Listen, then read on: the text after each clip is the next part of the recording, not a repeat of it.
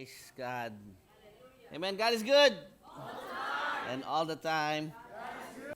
Namang malakas na palakpak sa nag-iisang Diyos na buhay. Amen. Amen.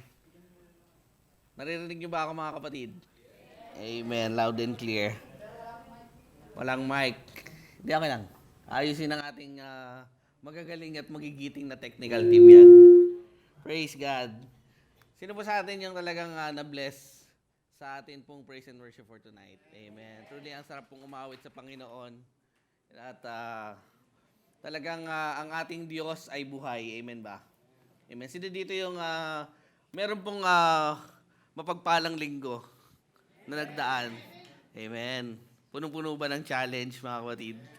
Amen. Praise God. And base po sa atin pong series for today, for this week, and yung atin pong By the Book series, I hope and pray marami na po sa ating nagbabasa ng Bible. Amen po ba?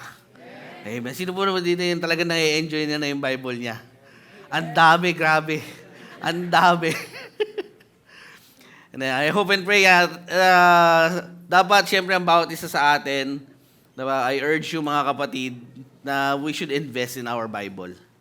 Amen ba? Kasi, alam mo, baka tanungin tayo ni Lord, anak, ano bang model ng cellphone mo? Pero pag tinanong tayo ng Lord, anak, may Bible ka ba? Di ba? Baka wala tayong maisagot sa Lord. Amen po ba? Amen po ba? Amen. Bibili na po ba tayo ng Bible? Sino na po ba dito yung merong talagang personal Bible?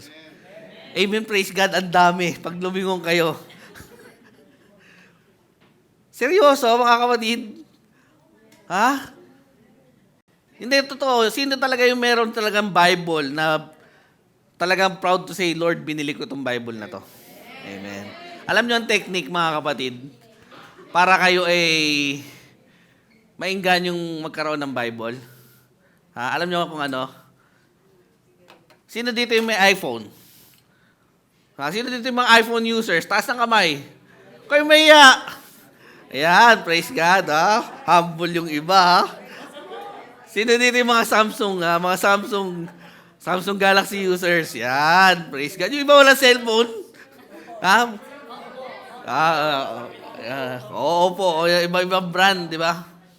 Ang technique daw dyan, mga kapatid, piliin mo yung pinakamagandang, di ba, sa Bible, sa cellphone, di ba? Pinakamagandang version na kaya nating bilhin. Di ba? Kasi pag once maganda yung cellphone na gamit mo, di ba? Lagi mo yan gagamitin. Amen ba? Totoo ba yon? Di ba? Ganun din mga kapatid sa Bible. Subukan natin. Bumili tayo ng mahal na Bible. Yung Bible na talagang magagamit mo. Hindi yung Gideon Bible na binibigay sa, yung sinasabi ni pastor na, di ba, binabalot sa, sa marijuana, di ba? Mag-invest po tayo sa Bible, mga kapatid. Amen. Yan po ang isa po talaga na hindi natin pagsisisihan. Di ba? Kung meron tayong pag-iimbestahan ng atin pong biyaya ng Panginoon, it's the Word of God. Amen ba? Kasi mga kapatid, gaya ng ating pong pag-uusapan sa gabing ito, that all of us, ako po ay naniniwala ko that all of us should be guided and directed by the Word of God. Tama ba? Tama ba yun sa buhay natin? Na tayo ay dinidirektahan at ginagabayan ng ating Panginoong Diyos through the Word of God. Amen. Kasi ang dami, mga kapatid, ang daming desisyon sa ating pang-araw-araw na buhay na kapag tayo ay nagkamali, di ba? Ang laki ng implication, ang laki ng impact sa buhay natin. Amen ba? Amen. Praise God. And tonight, mga kapatid, ang ating pong lesson for tonight, it's about the biblical canon. Napaka-boring nitong pag-uusapan natin. Nasabi ko na, kaya mamaya maiintindihan natin ano ba yung biblical canon na yan.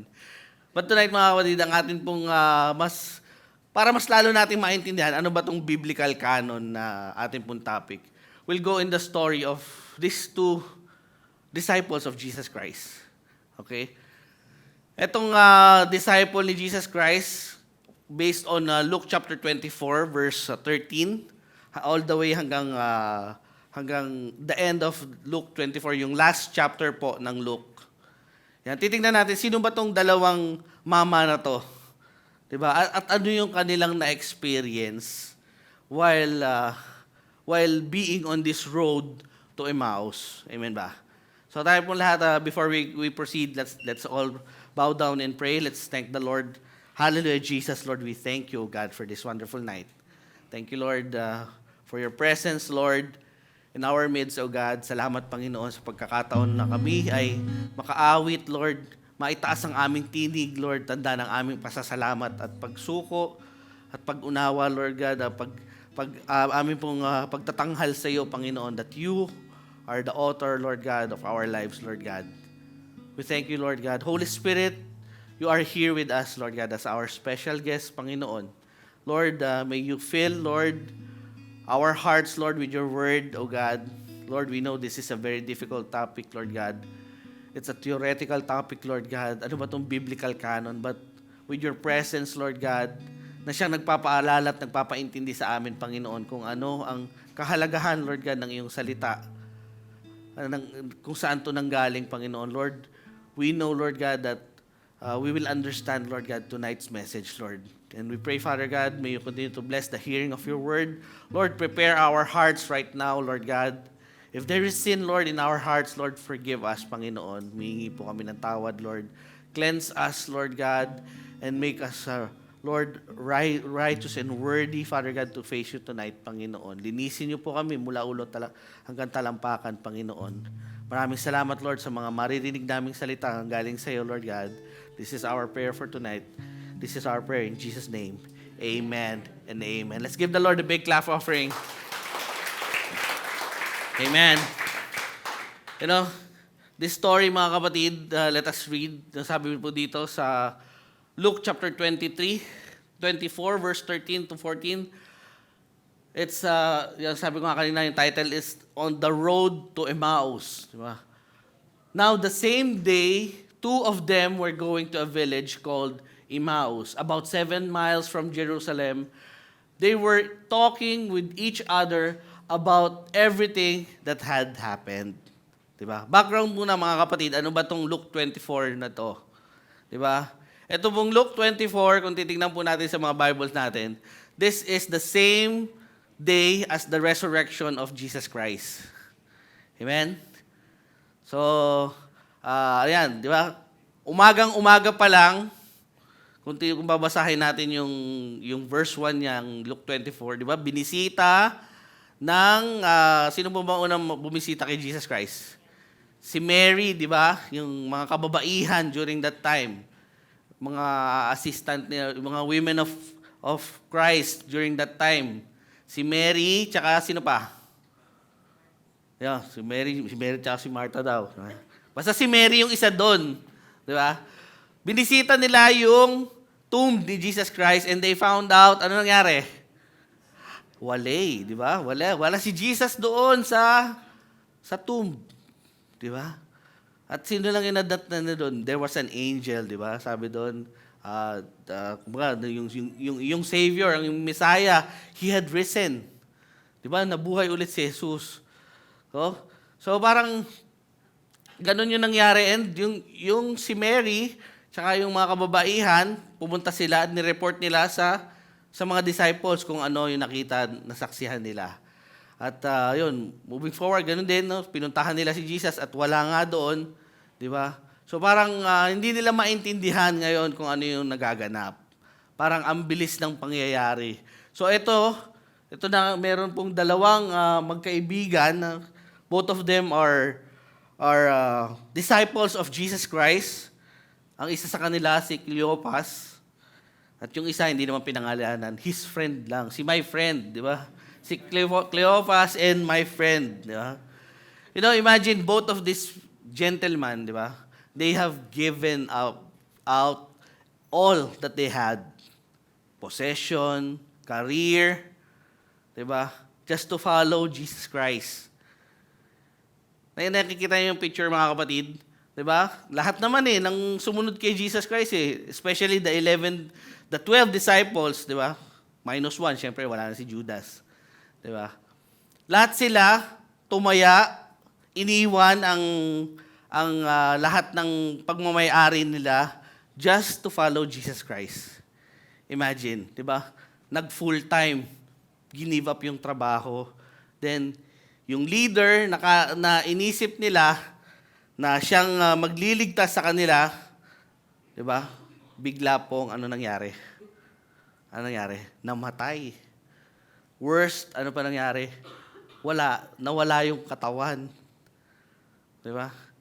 Ano kayang mararamdaman, 'di ba? They were totally devastated. No? Hopeless ang kanila pong nararamdaman. And to think, 'di ba? Ano yung tingin nila kay Jesus Christ? No, Jesus Christ, siya lang naman ang impression nila that Jesus Christ, ito yung pag-asa natin. Para tayo ay makawala dito sa oppression ng Roman Empire. Diba? Si Jesus Christ yung sagot para tayo ay makawala, no, magkaroon ng independence from all of our oppressors. Sino ba yung mga nag-o-oppress sa kanila during that time? Diba? Assyria, Babylonia, Medo-Persian, even Alexander the Great, mga kapatid. Isa po siya sa mga nag-o-oppress sa Israelites during that time. Diba? Can you imagine yung situation nila? Diba? They have their own land, pero wala silang freedom. Amen po ba? Kaya lahat sila nung nakita nila si Jesus Christ, uy, ayos to. Diba? Si Jesus Christ, ano yung ginagawa ng Jesus Christ, diba? Napaka-miraculous ng mga ginagawa ng Jesus Christ. Bili mo 5,000 napakain ni Jesus Christ. Yung miracle, nasaksihan nila yung iba't ibang miracles na ginawa ni Jesus Christ. Amen ba? Nandiyan po ba kayo? Di ba? One of those, anong ginawa ni Jesus Christ? Di ba yung tubig, ginawa niyang Ginawa niyang wine. Di ba? Ano pa? Yun nga, yung feeding of 5,000 people with just how many loaves of bread? Basta. Ilan? Ha? 5 loaves of bread at ilang fish? Yan. Biro mo, for the 5,000 people, mapakain mo lahat yun, di ba? Ano pa ginawa ni Jesus Christ, di ba? Nagpagaling. Nag-drive out ng demons, di ba? Yung mga bulag, nakalakad. Amen. Yung mga bingi. Amen. Yung mga bingi nakakita. Grabe, ang galing. Di ba? Ang galing ng ginawa ni Jesus Christ. Wala pa sa kanilang history na nakagawa ng ganong. Di ba? Buhay, yung patay nabubuhay. Napaka-amazing ng ginawa ni Jesus Christ. And then, all of a sudden, ano nangyari? Hinuli, binugbog, pinatay. Di ba? Imagine, mga kapatid. Di ba? Na-imagine nyo mga kapatid, yung scenario. Diba? Hindi tayo makarelate, di ba? Natin kilala si Jesus Christ. Ibahin natin, Gilas. Yan. Sino dito yung ng basketball? Ha? Sayang di ba? Tayo pa naman yung host country. Manood po kasi kayo ng latest. Tayo pa naman yung host country, mga kapatid. Di ba? At sino pa yung nandun? Jordan Clarkson, NBA superstar. Di ba? Kai Soto, mga kilala nating basketball player. Di ba? Kala natin, di ba, yung unang game nila, konti na lang. Pero natalo pa rin. Di ba? At hindi lang yun, di ba? 3 beses po wala silang tinalo. Napakasaklap. Di ba? Ngayon, nalo sila sa China ngayon. Pero ganun pa man, mga kapatid, bilang host country, di ba parang sayang Di ba? Parang ganun po yung nangyayari sa kanila during that time. Yung tao na kung saan tinayaan nila ng all-in, bigla pong, di ba, nawala, namatay. And then moving on, di ba, sabi nga dyan, from Jerusalem to Emmaus, it's around 11-kilometer walk. It's about 2 to 3 hours distance. And imagine, yun po yung naging topic nitong dalawang magkaibigan na to. Di ba? Binabalik tanawan nila, di ba? Sayang si Jesus Christ, di ba? Ang galing na tao Kala ko pa naman siya na. Siya na yung the one, di ba? Na makakapagligtas sa atin. And then all along, ano po nangyari, di ba? verse 15 and 16, sabi doon, as they walk and discuss these things with each other, Jesus Christ, Jesus himself came up and walked along with them. But they were kept from recognizing him. Diba? Meron pong biglang lumapit sa kanila, Oy, Brad! Ano yung inyong pinag-uusapan? Si Jesus Christ nakimarites sa kanila. Diba? Naririnig siguro ni Jesus Christ yung pinag-uusapan nitong dalawa. Pero hindi nila nakilala na si Jesus Christ yun. Diba makita mo mga kapatid, they are downcast, they are disappointed. Pero still, it was Jesus Christ who initiated the first move in their situation. Di ba? Nasusunod yung story na imagine nyo mga kapatid yung mga pangyayari. Amen? And verse 17, sabi nga dito, he asked them, what are you discussing together as you walk along? Ano yung pinag-uusapan ninyo? They stood still with their face downcast. One of them, named Cleophas, asked him, are you only one visiting Jerusalem who does not know the things that have happened there in these days? Diba? Hindi mo ba alam yung latest na pangyayari? Na? Trending sa Twitter, trending sa social media ngayon, na si Jesus Christ, si Jesus na siyang diba, sikat na sikat. Ano nangyari sa kanya? Pinatay ng ganun-ganun lang. Diba? Napakagaling nung taong yun. Diba? Siguro talagang kinikwento nitong dalawa, pinapakilala nila kung sino si Jesus Christ sa kanila. Diba? Lahat ng ginawa ng ating Panginoong Jesucristo, lahat ng miracles, inisa-isa nitong dalawa as they walk along. Imagine 2 to 3 hours nilang kasama.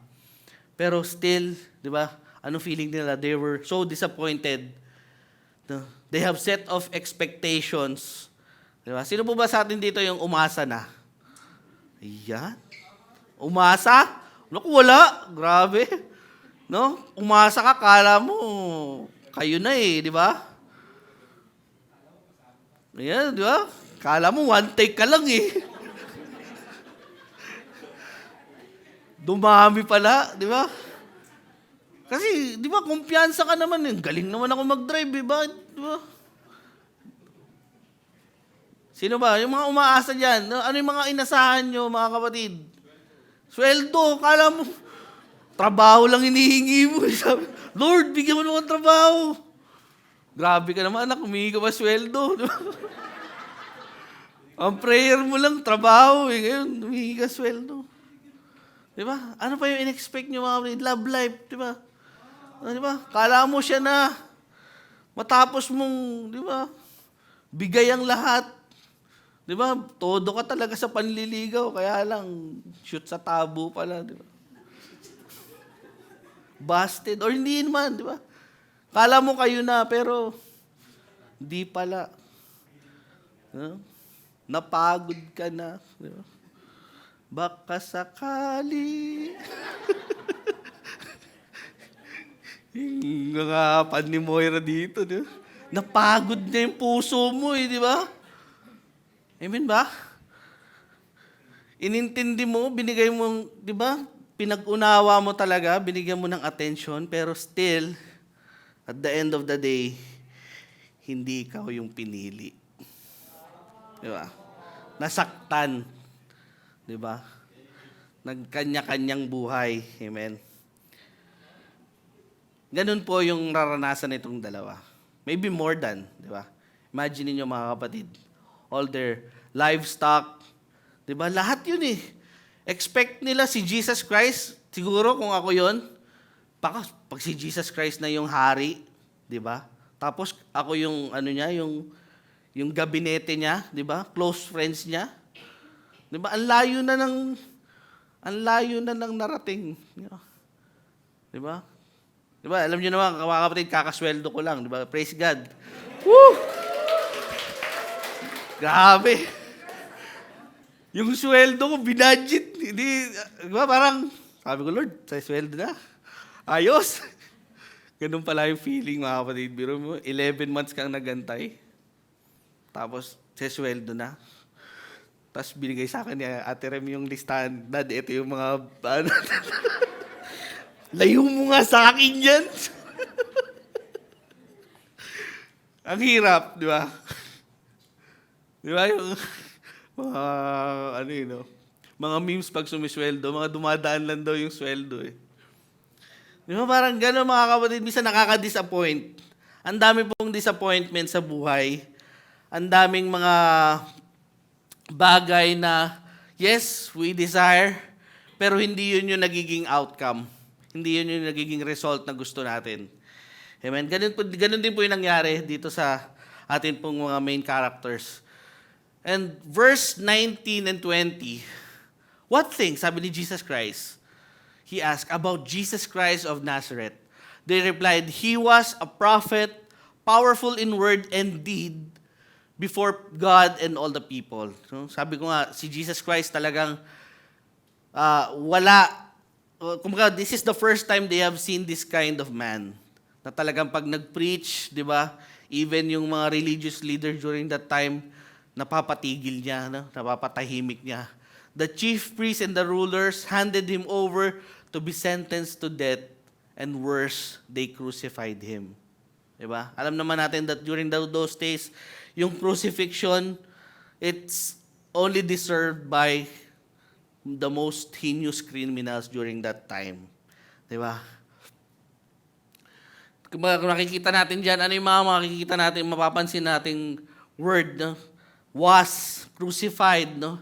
He was crucified. Parang sinasabi diyan, wala na, game over na. And verse 20, sabi yan. And verse 21, sabi diyan, but we had hope that he was the one who was going to redeem Israel. Imagine mga kapatid, yung kanila pong expectation na si Jesus Christ, yung talagang hope nila. Di ba?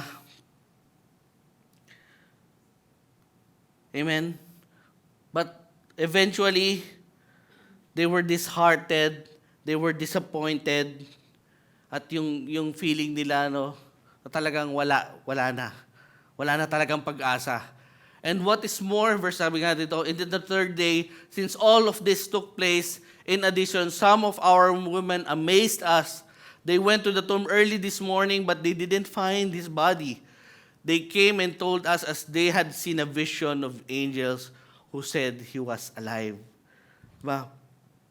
Imagine mga kapatid, disappointment, plus yung disheartened pa sila, ano yung naging dulot nun? It had them, yung ano na nila, parang despair na. Ang ibig sabihin po ng despair, parang sabi doon, a complete loss or absence of hope. Kumbaga, wala na talagang, wala nang silang pag-asa. Diba? Wala nang nakikitang liwanag by the end of the tunnel. Diba? Kaya nga mga kapatid sa atin, sa buhay natin, no, sometimes desperation impairs vision in our lives. No? Kapag masyado na tayong desperate, di ba? Ano po yung mga nagagawa natin? Di ba? Yung faith, dati na akala mo, Lord, yung faith ko napakataas. Pero because of problems and troubles, ano nangyayari? Unti-unti pong bumababa. Di ba? We are being blinded kapag meron pong napakalaking problema sa buhay natin. Amen ba? Naranasan nyo na po ba yun? Na dahil sa bigat ng problema, ang hirap ng mag-isip ng tama. Diba? Have you ever doubted God? Tanong lang mga kapatid. Have you ever doubted God during these desperate moments in your life? Amen? Nakaranas na po ba kayo nun? Yung talagang to the lowest point. Diba? Wala nakakaranas dito noon, mga kapatid. Ang hirap, di ba? Ang hirap, saan ka kakapit? Saan ka hihingi ng tulong?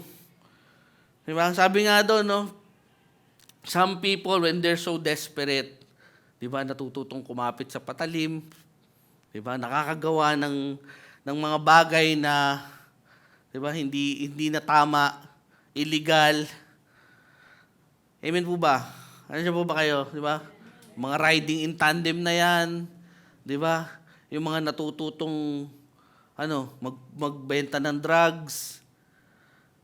'Di ba? Even sa atin, 'di ba? Minsan sa trabaho, 'di ba? Meron tayo minsan nababalitaan in order lang na para ma-save, anong gagawin? Papalit ng religion, 'di ba? Para lang masalba lang yung sarili, 'di ba? Minsan sisiraan yung, 'di ba? Sisiraan yung katrabaho. Amen ba? Mga kapatid, nagigets nyo ako? No? These moments, these desperate moments, ang ginagawa nito, no, sometimes it impairs our vision. Hindi tayo nakakalimutan natin yung goodness ng Lord sa buhay natin. 'Di ba? We forgot, sabi diyan, no, because you forgot God's faithfulness in the past. So you're doubting God's goodness at the moment. Mga kapatid, nung kami po ay dumanas ng napakatagal pong pagka-layoff. 'Di ba? Minsan talagang nakakapanghina ng kalooban na, Lord, kailan ba? Kailan ba ako magkakaroon ng work? 'Di ba? Kailan ba ako ulit makakapagtrabaho? Kailan ko ba ulit, Lord, malalasap na susweldo? May magte-text naman lagi sa'yo. May magte-text sa'yo by the end of the month. 'Di ba? May sweldo na. Pero sometimes, mga kapatid, no, nakakalimutan natin yung goodness ng Lord. Kaya alam mo mga kapatid, ito side note lang. Para po tayo ay hindi po mawala sa ganyang sitwasyon. Maalala natin lagi ang goodness ng Lord. One practical way is to journal. Amen ba? Journal natin yung, kunyari ngayon, di ba? May ginawa sa'yo si Lord, sulat mo. May ginawang kabutihan sa'yo si Lord or something amazing sa buhay mo. Di ba? Sulat mo. At pag sinulat mo yan, later on, kapag ikaw ay medyo nandun sa lowest moments mo, sa down moments mo, balikan mo. Ano ba yung goodness ng Lord? Amen ba? Ganyan po yung naging technique po din ni David. Amen? Di ba? Nung time na hinarap niya si Goliath during that time, ano naalala niya? Naalala niya nung time na kung saan pinoprotektahan niya yung lamb, yung kanyang pinapagpastulan, di ba? Merong mga bear, may mga lion na gustong umatake, pero tinulungan siya ng Panginoon. So ganun din po sa atin, sa buhay natin mga kapatid. Lagi nating alalahanin yung goodness ng Lord in the past, so that when doubt comes into our way, in the moment, we will realize that God is good. Amen ba? Amen. Kaya yung goodness of God na kanta, di ba? Ang ganda ng kantang yon. Ang ganda ng message na yon. Your goodness is running, after me. Di ba? Yun yung pangako ng Lord eh. Di ba? Even sa Psalm 23, surely goodness and mercy will follow you all the days of your life. Amen. Gusto po ba natin yon? Amen. This. Yun ang pangako ng Lord.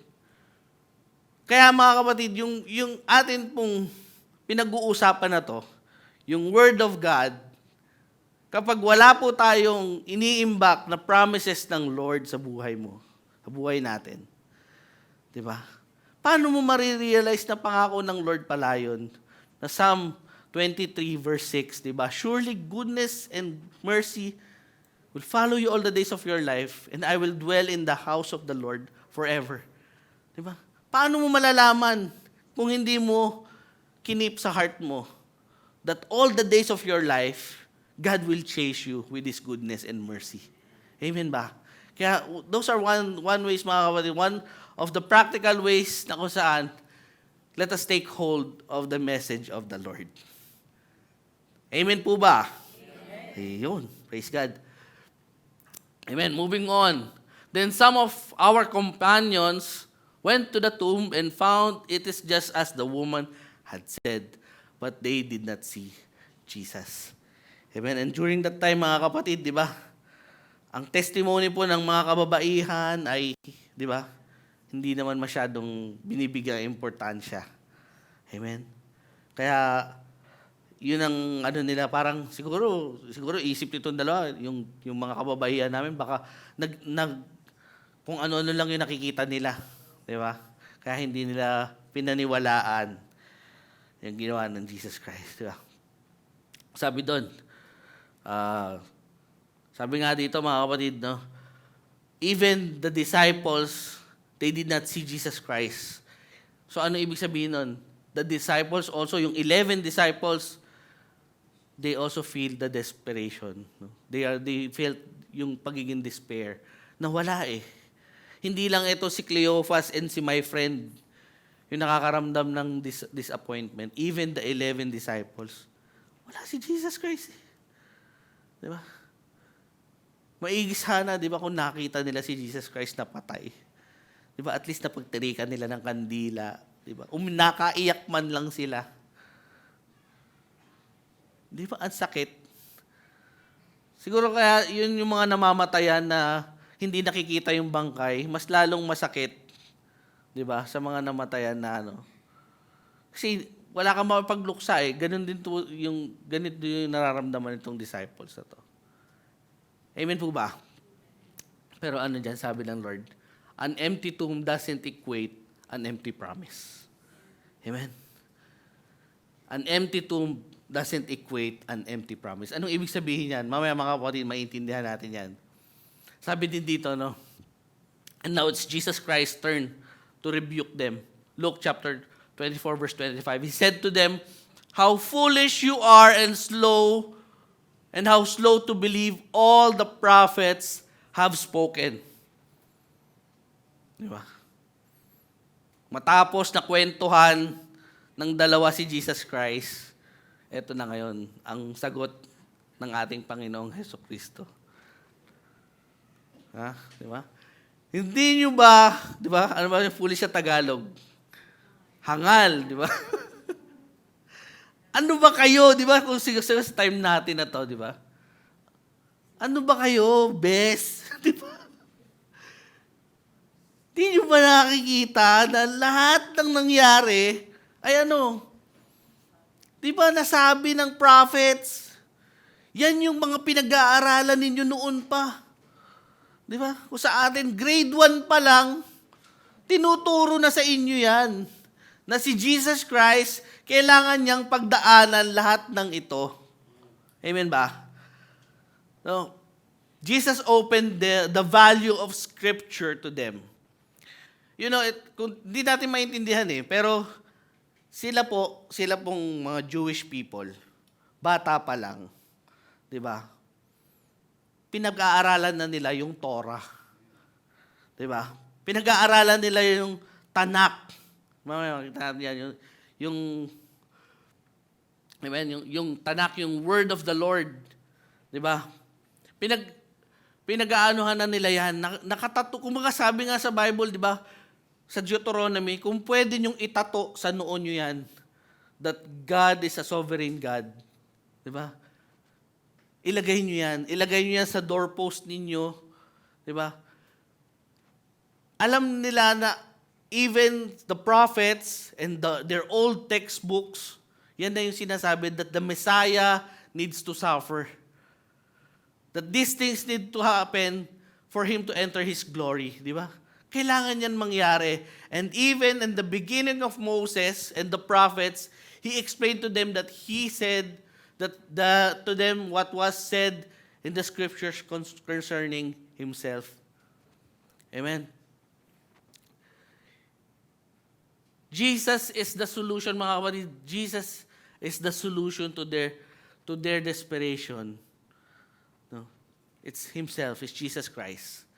Diba? Ganito sinagot ni Jesus Christ yung kanilang pinagdadaanang moment. Diba? Nagmo-moment tong dalawang to Diba? Inaalala nila Pero hindi nakalimutan nila na yun naman pala ang lahat ng yun ay kailangan maganap. Amen ba? Na nasusulat na yon noon pa na kailangan pagdaanan yon ng ating Panginoong Hesukristo. Amen? At yun nga yung sinasabi kanina na Tanakh. Bibilisan ko lang ito mga kapatid kasi mahirap intindihin itong mga susunod na slides natin. Ano ba yung Tanakh na to? Tanakh.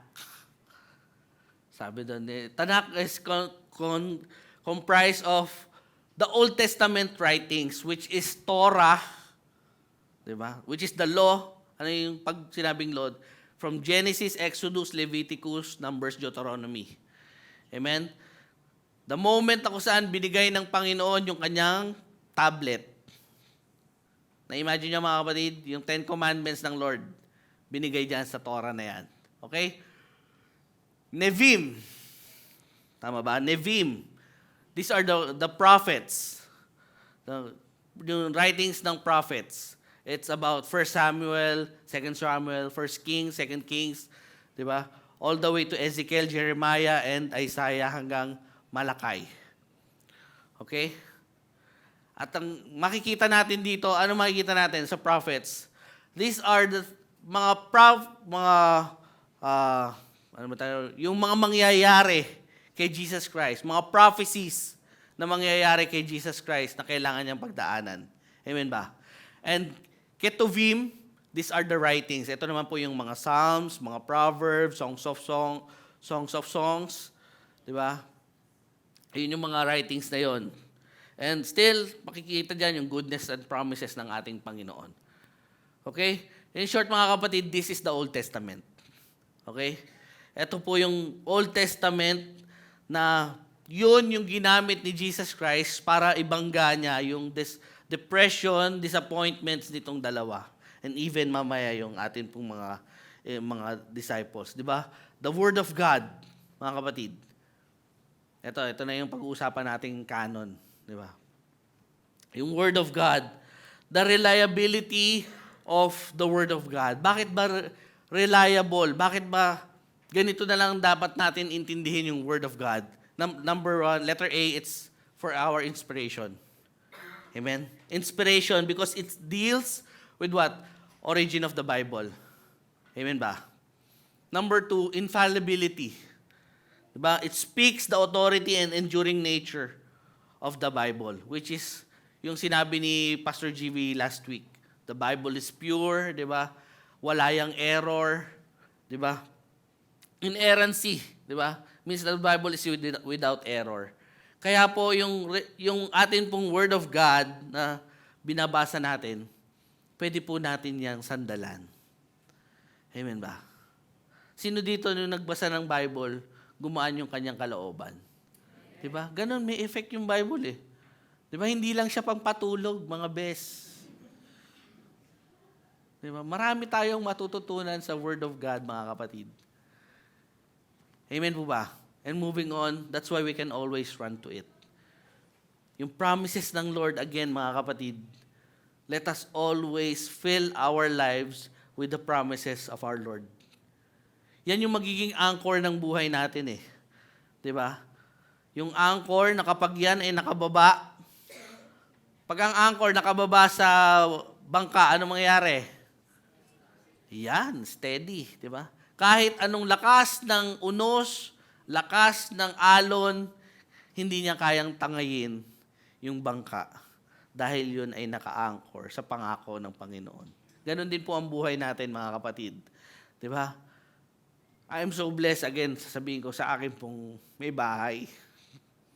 Kasi talagang during those tough moments, di ba?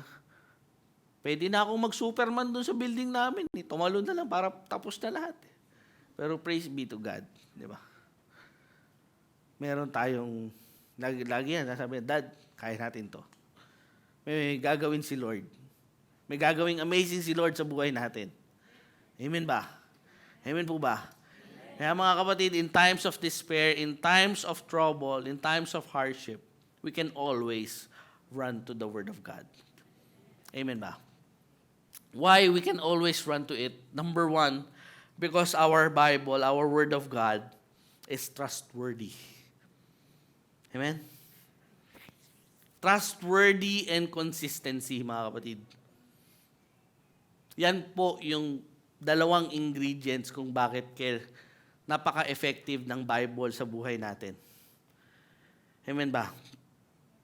Sabi nga dito, no, you will never put your trust in something that it isn't both trustworthy and consistent. Pag trustworthy, ano ibig sabihin nun? Katiwa-tiwala, di ba? Amen ba? At consistent, ibig sabihin ano? Tuloy-tuloy, di ba? Hindi kanyan bibiguin. Di ba? Example, mga kapatid, napakaganda na example na to. Sino makain sa McDonald's? Amen. Si Kuya. Ha!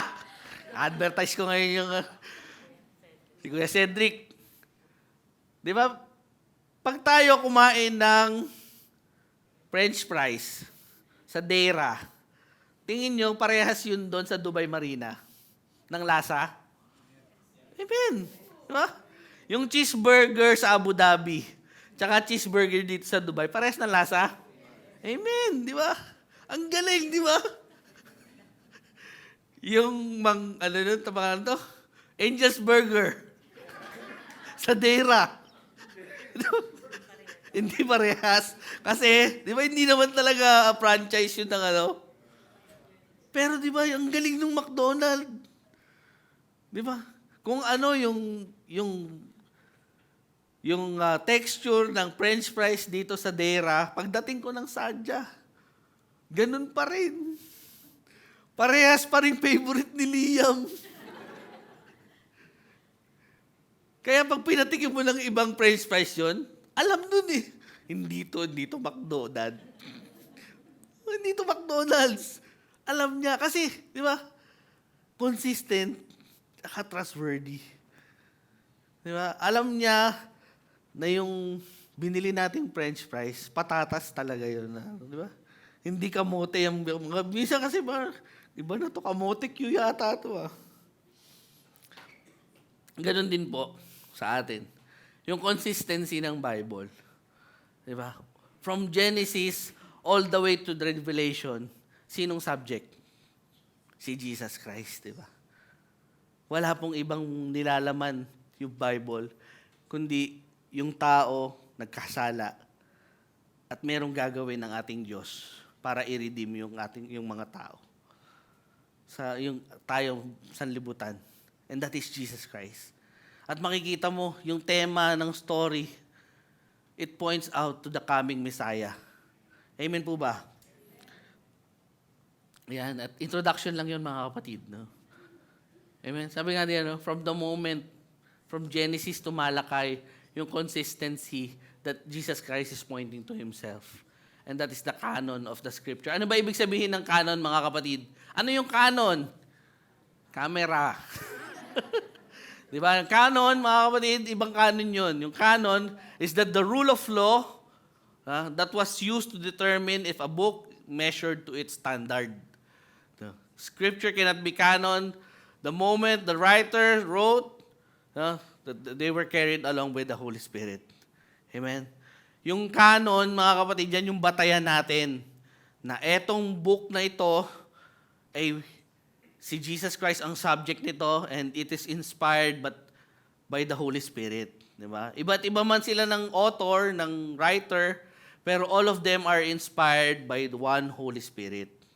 Amen ba? Kaya mapapansin nyo, mga kapatid, kahit iba-iba po yung timeline ng pagkakasulat ng Bible, ng iba't ibang books, pero makikita natin ang main subject nila, iisa. It's all about Jesus Christ. Amen po ba? Christianity doesn't start with defining God or Jesus or salvation. Christianity is found in the authority of the Scripture. Amen ba? Yan po ang ibig sabihin ng canon. Kaya po yung atin pong mga books na meron tayo ngayon, napaka-bless po natin, mga kapatid. Kasi yan ay na-compile na. Diba? Pero yung disciples during those time, paano sila nabibuild yung faith nila? Base lang doon sa mga writings ni Paul, writings ni Matthew, writings ni Mark. Diba? Kalat-kalat yun, mga kapatid. Yung Old Testament, wala na tayong doon, wala na tayong debate doon. Kasi na talaga yun eh. Kumbaga, napagdaanan na nila yun eh. Nakita na nila that parang it's all prophecy of the coming Messiah. At yung New Testament, it is yung result. Amen? Yung result na po ng Old Testament. Mamaya makikita natin. Sabi diyan, no, yung criteria, ano ba yung criteria ng pagpili ng New Testament? Bakit yung books natin ay sila yung napili doon sa New Testament, 'di ba? From Matthew all the way to Revelation. Number 1, sinasabi dito yung conformity. Conformity means it is applicable doon sa Christian orthodoxy or yung rule of faith. Yung nasusulat diyan ay it is accepted by the church at large. Anong ibig sabihin ng conformity? Sabi ko nga kanina, dapat ang subject niyan, it's all about Jesus Christ. Jesus as the coming Messiah. Amen? Number 2, apostolicy. Ang ibig sabihin niyan, it is, yun nga, ano ba sabi ko? Apostolicity. Ba naman yun? Amen?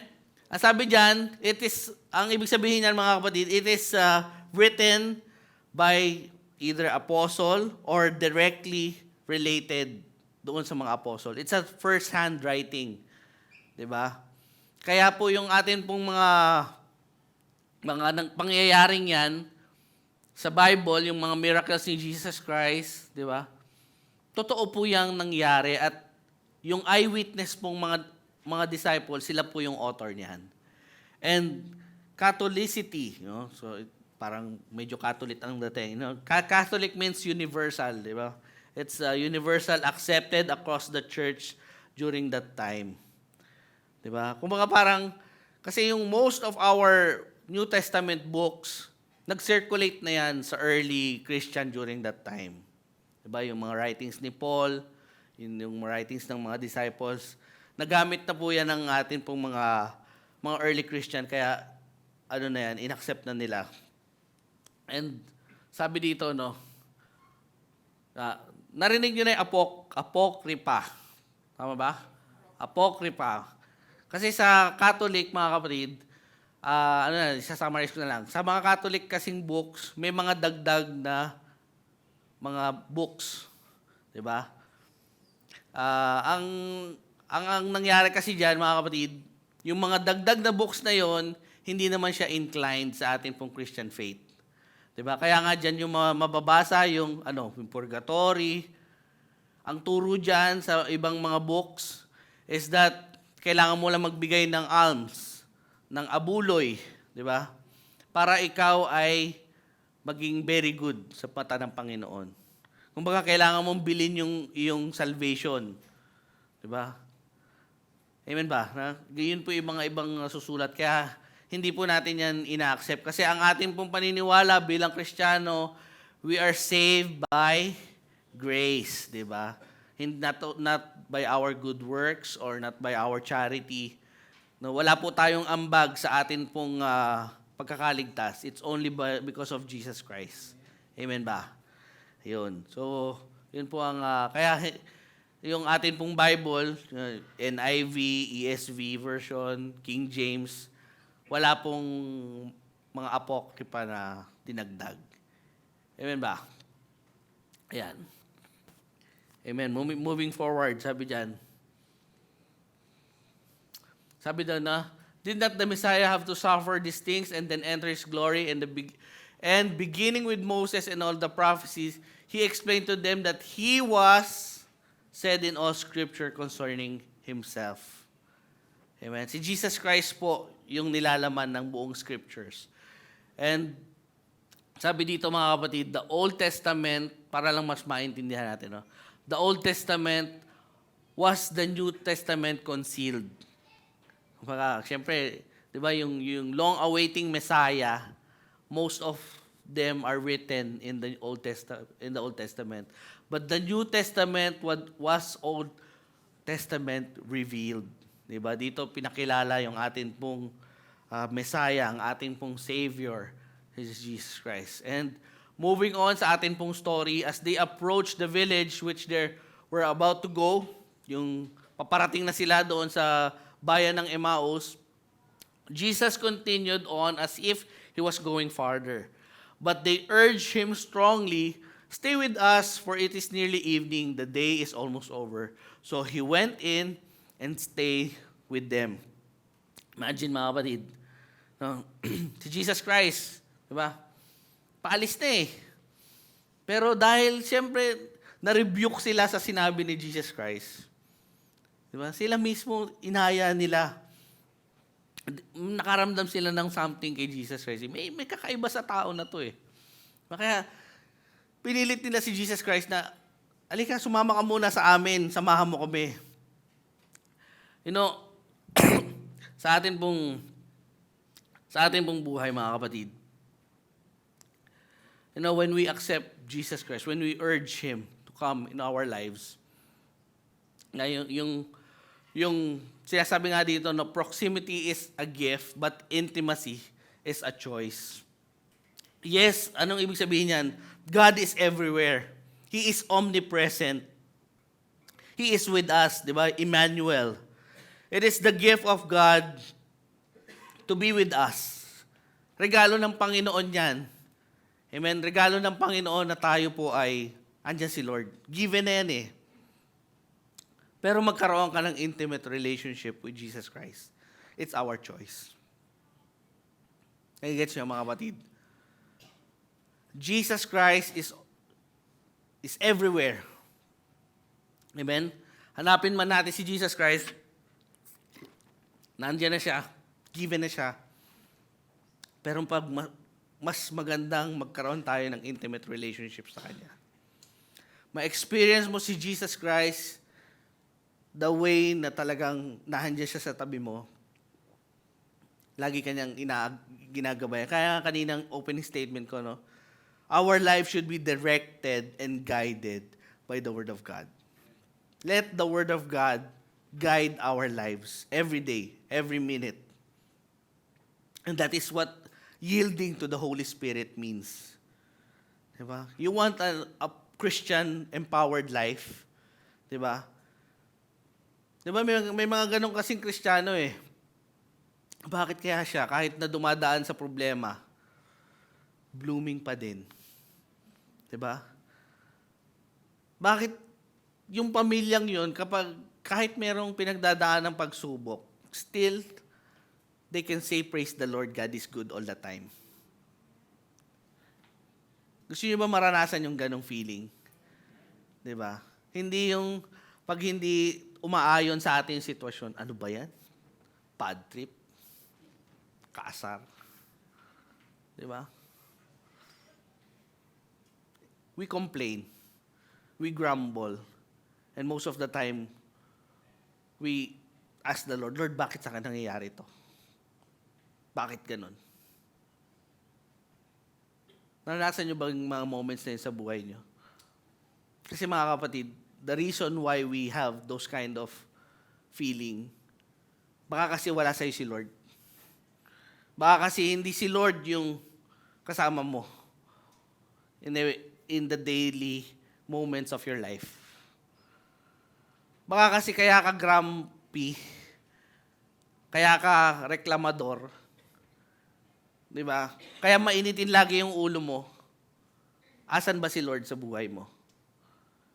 Do we exercise intimacy with our Lord Jesus Christ? You know mga kapatid, will you urge Him to come into your life? You know, yung itong dalawan to, when they invited Jesus Christ in their home, alam niyo ginawa ni Jesus Christ? Sabi diyan, no? When He was at the table with them, He took bread, gave thanks, broke it, and began to give it to them. Then their eyes were opened, and they recognized Him, and He disappeared from their sight. Na-imagine niyo to mga kapatid? Di ba? In-invite nila si Jesus Christ, stranger, di nila kilala. Pasok. Normally, pagbisita saan? Di ba? Medyo mahihain yan eh. Pagbisita, di ba? Dito lang ako. Pero si Jesus, anong ginawa? Akin na yung bread. Asa yung bread? Di ba? Parang siya yung may-ari ng bahay eh. Di ba? Bread, wine, please. Di ba? Na-imagine nyo mga kapatid, habang si Jesus Christ, pine-prepare yung kakainin nilang tatlo. Imagine yung dalawa, unti-unting nabuksan yung kanilang mata. Kita nila yung kamay ni Jesus Christ. Yung butas na kamay na palad ni Jesus Christ. Kita nila, di ba? Maaring yung dalawa nagsisikuhan. Uy, tinan mo yung kamay. Di ba? Tinan mo yung paghawak ng bread. Di ba ganyan-ganyan si Jesus Christ nung Last Supper? Yung intimacy, mga kapatid. Sinasabi dyan na intimacy, na-realize nila na si Jesus Christ yun. Di ba? Si Jesus Christ pala yung guest nila. Kumbaga, ang sinasabi ko dito, mga kapatid, once you urge Jesus Christ to come into your life, si Jesus Christ hindi yan parang tameme lang. Okay? Dito lang ako. Pag pinapasok mo si Jesus Christ, anong gagawin yan? Nak, gusto kong pumunta doon sa sa kwarto mo. Hindi mo na pwede sabihin kay Jesus Christ, Jesus, dito ka lang sa salas. Kasi makikita mo yung mga secret ko doon eh. Yung mga bagay na tinatago ko, makikita mo eh. Huwag mong pakialaman yung Lord. Hindi. Jesus Christ, di ba, bilang guest. Hindi niya tinratong guest yung sarili niya, di ba? Siya yung nag-lead nung breaking of the bread nila. Nag-lead yan, nilinis niya, inayos niya lahat. Ganun din ang ating Panginoon sa buhay natin. Aayusin ng Lord ang buhay natin. Amen ba? Ganyan ang pagkilos ng Panginoon sa buhay natin. At hindi lang yun, di ba? When the time that they recognize Jesus Christ, ano nangyari? Di ba? Yan, no? Di ba? He will always provide for us to come back to Him.